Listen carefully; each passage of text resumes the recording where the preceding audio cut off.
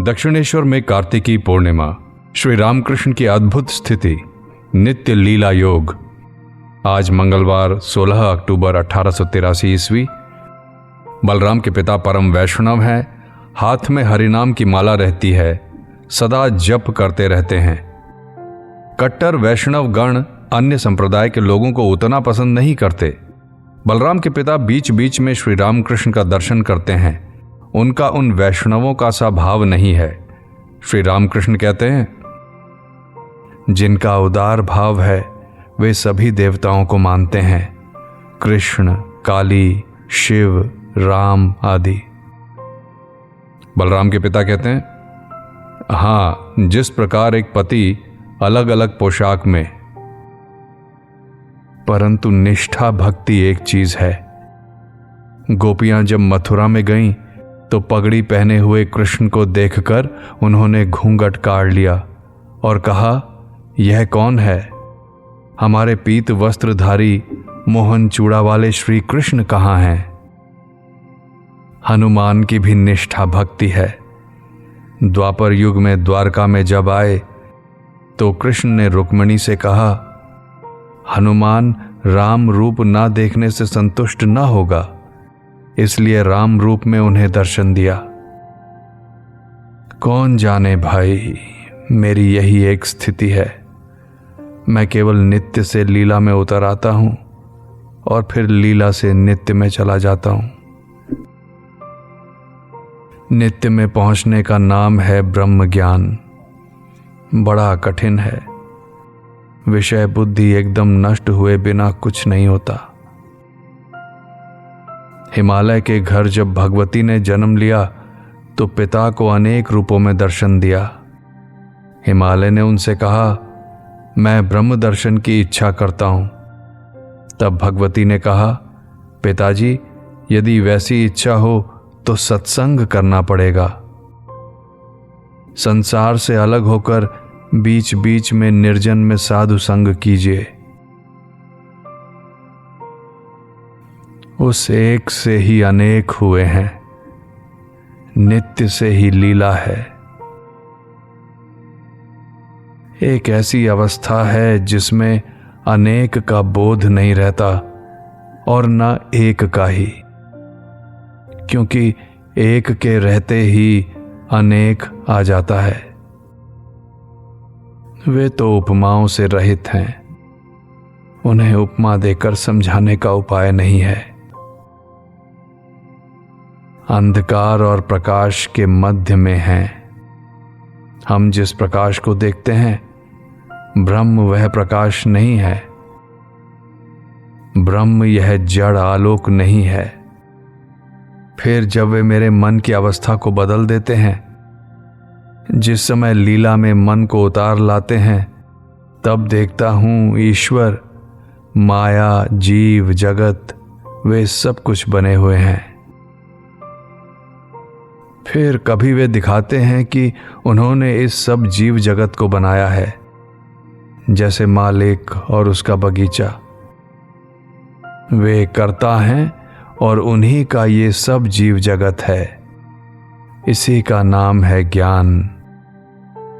और मैं करने वाला हूं, मैं गुरु हूं, मैं पिता हूं, इसी का नाम है अज्ञान। फिर मेरे हैं ये सब घर द्वार, परिवार, धन, जन आदि, इसी का नाम है अज्ञान। जब तक यह बुद्धि नहीं होती कि ईश्वर तुम ही करता हो, तब तक बारंबार लौट कर आना होगा, बारंबार जन्म लेना होगा। फिर जब ये ज्ञान हो जाए कि तुम ही करता हो, तब जन्म नहीं होगा। जब तक तू ही ना करोगे, तब तक छुटकारा नहीं। आना जाना पुनर्जन्म होगा ही, मुक्ति न होगी। और मेरा मेरा कहने से भी क्या होगा? बाबू का मुनीम कहता है, यह हमारा बगीचा है, हमारी खाट, हमारी कुर्सी है। परंतु बाबू जब उसे नौकरी से निकाल देते हैं तो अपनी आम की लकड़ी की छोटी सी संदूकची ले जाने तक का उसे अधिकार नहीं रहता। मैं और मेरा ने सत्य को छिपा रखा है, जानने नहीं देता। अद्वैत का ज्ञान हुए बिना चैतन्य का दर्शन नहीं होता। चैतन्य का दर्शन होने पर तब नित्यानंद होता है। परमहंस स्थिति में यही नित्यानंद है। वेदांत मत में अवतार नहीं है। इस मत में चैतन्य देव अद्वैत के एक बुलबुला हैं। चैतन्य का दर्शन कैसा? दिया सलाई जलाने से अंधेरे कमरे में जिस प्रकार एकाएक रोशनी हो जाती है, वैसे। भक्ति मत में अवतार मानते हैं। कर्ता भजा संप्रदाय की एक स्त्री मेरी स्थिति को देखकर कह गई, बाबा भीतर वस्तु प्राप्ति हुई है, उतना नाचना कूदना नहीं। अंगूर के फल को रुई पर यत्न से रखना होता है। पेट में बच्चा होने पर सास अपनी बहू का धीरे धीरे काम बंद करा देती है। भगवान के दर्शन का लक्षण है धीरे धीरे कर्म त्याग होना। यह मनुष्य श्री रामकृष्ण नर रत्न है। मेरे खाते समय वो कहती थी, बाबा तुम खा रहे हो या किसी को खिला रहे हो? इस अहम ज्ञान ने ही आवरण बनाकर रखा है। नरेंद्र ने कहा था, यह मैं जितना जाएगा उनका मैं उतना ही आएगा। केदार कहता है, घड़े के भीतर जितनी ही अधिक मिट्टी रहेगी, अंदर उतना ही जल कम रहेगा।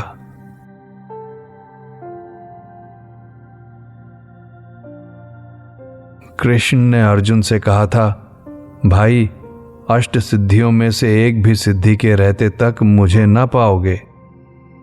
उससे थोड़ी सी शक्ति अवश्य मिल जाती है, पर बस केवल इतनी ही। गुटिका सिद्धि, झाड़ फूंक, दवा देना इत्यादि से लोगों का कुछ थोड़ा बहुत उपकार भर हो जाता है। क्यों, है ना यही? इसीलिए मां से मैंने केवल शुद्धा भक्ति मांगी थी, सिद्धि नहीं मांगी। बलराम के पिता वेणीपाल, मास्टर, मणिमल्लिक आदि से ये बात कहते कहते श्री रामकृष्ण समाधि मग्न हो गए। ब्रह्म ज्ञान शून्य होकर चित्र की तरह बैठे हैं। अब समाधि भंग हो जाने के बाद श्री रामकृष्ण गाना गा रहे हैं। भावार्थ, सखी जिसके लिए पागल बनी उसे कहां पा सकी। अब श्री रामकृष्ण ने रामलाल से गाना गाने के लिए कहा। वे गा रहे हैं, पहले ही गौरांग का सन्यास। भावार्थ, केशव भारती की कुटिया में मैंने क्या देखा। असाधारण ज्योति वाली श्री गौरांग की मूर्ति, जिसकी दोनों आंखों से शतधाराओं से प्रेम वारी बह रहा है। गौर पागल हाथी की तरह प्रेम के आवेश में आकर नाचते हैं, गाते हैं, कभी भूमि पर लौटते हैं। आंसू बह रहे हैं। वे रोते हैं और हरिनाम उच्चारण करते हैं। उनका सिंह जैसा उच्च स्वर आकाश को भी भेद रहा है। फिर वे दांतों में तिनका लेकर हाथ जोड़कर द्वार द्वार पर दास्य भाव द्वारा मुक्ति की प्रार्थना कर रहे हैं। चैतन्य देव के इस पागल प्रेमोन्माद स्थिति के वर्णन के बाद श्री रामकृष्ण के कहने पर रामलाल फिर गोपियों की उन्माद स्थिति का गाना गा रहे हैं। भावार्थ, रथ चक्र को ना पकड़ो ना पकड़ो। क्या रथ चक्र से चलता है? उस चक्र के चक्री हरि हैं, जिनके चक्र से जगत चलता है। श्याम रूपी चंद्र का दर्शन कर नवीन बादल की कहां गिनती है। हाथ में बांसुरी और होठों पर मुस्कान लिए वह अपने रूप से जगत को आलोकित कर रहा है। अछूतों की समस्या, अस्पृश्य जाति की हरि नाम से शुद्धि। हरि भक्ति होने पर फिर जाति का विचार नहीं रहता। श्री रामकृष्ण मणिमल्लिक से कह रहे हैं, तुम तुलसीदास की वो बात कहो तो। मणिमल्लिक कहते हैं, चातक की प्यास से छाती फटी जाती है। गंगा, यमुना, सरयू आदि कितनी नदियां और तालाब हैं, परंतु वह कोई भी जल नहीं पीता, केवल स्वाति नक्षत्र की वर्षा के जल के लिए ही मुंह खोले रहता है। अर्थात उनके चरण कमलों में भक्ति ही सार है, बाकी सब मिथ्या। तुलसीदास की एक और बात, स्पर्श मणि से लगते ही अष्ट धातु सोना बन जाती है। उसी प्रकार सभी जातियां चमार चांडाल तक हरिनाम लेने पर शुद्ध हो जाती हैं। और वैसे तो बिना हरिनाम चार जात चमार। जिस चमड़े की खाल छूनी भी नहीं चाहिए, उसी को पका लेने के बाद फिर देव मंदिर में भी ले जाते हैं।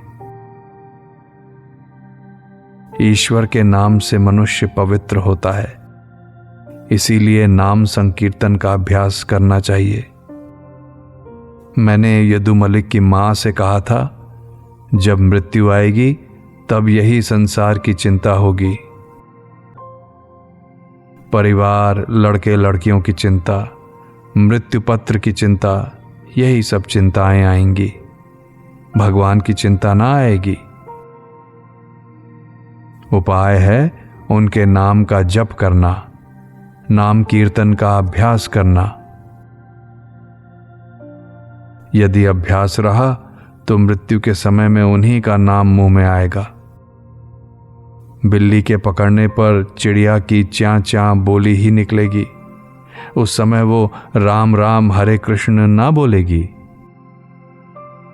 मृत्यु समय के लिए तैयार होना अच्छा है। अंतिम दिनों में निर्जन में जाकर केवल ईश्वर का चिंतन तथा उनका नाम जपना। हाथी को नहलाकर यदि हाथी खाने में ले जाया जाए तो फिर वो अपनी देह में मिट्टी कीचड़ नहीं लगा सकता।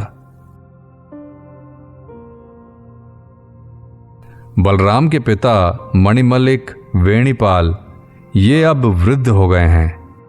क्या इसीलिए श्री रामकृष्ण उनके कल्याण के लिए ये सब उपदेश दे रहे हैं? श्री रामकृष्ण फिर भक्तों को संबोधित करके बातचीत कर रहे हैं। एकांत में उनका चिंतन और नाम स्मरण करने के लिए क्यों कहता हूं? संसार में रात दिन रहने पर अशांति होती है। देखो ना, एक गज जमीन के लिए भाई भाई में मारकाट होती है। सिखों का कहना है कि जमीन, स्त्री और धन, इन्हीं तीनों के लिए इतनी गड़बड़ तथा अशांति है। तुम लोग संसार में हो तो इसमें भय क्या है? राम ने जब संसार छोड़ने की बात कही तो दशरथ चिंतित होकर वशिष्ठ की शरण में आए। वशिष्ठ ने राम से कहा, राम, तुम क्यों संसार को छोड़ोगे? मेरे साथ विचार करो। क्या संसार ईश्वर से अलग है? क्या छोड़ोगे और क्या ग्रहण करोगे? उनके अतिरिक्त और कुछ नहीं है। वे ईश्वर, माया, जीव, जगत सभी रूप में प्रकट हो रहे हैं। साधना के समय ये संसार धोखे की विष्ठा है। फिर ज्ञान प्राप्त करने के बाद, उनके दर्शन के बाद वही संसार आनंद की कुटिया है।